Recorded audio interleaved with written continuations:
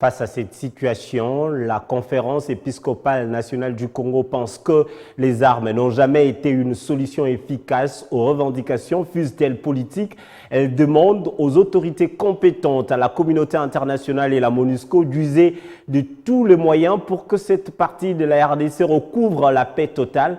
Malgré cette crise, l'Église catholique confirme la présence du pape François en RDC.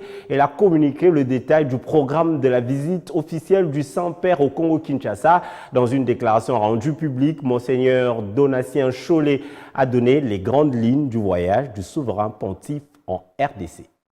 Samedi 2 juillet 2022, 9h30, départ en avion de l'aéroport international de Rome, Fiumicino pour Kinshasa. 16h, arrivée à l'aéroport international Njili de Kinshasa. 16h, accueil officiel à l'aéroport international Njili de Kinshasa.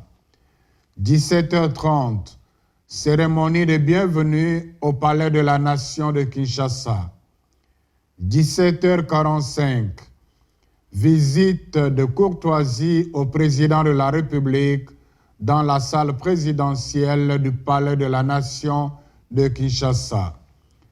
18h30, rencontre avec les autorités et le corps diplomatique dans le jardin du Palais de la Nation de Kinshasa. Discours du Saint-Père. Lundi 4 juillet 2022, 6h45, départ en avion de l'aéroport international Njili de Kinshasa pour Goma. 10h15, arrivée à l'aéroport de Goma. 12h, Sainte Messe au camp de Kibumba, homélie du Saint-Père.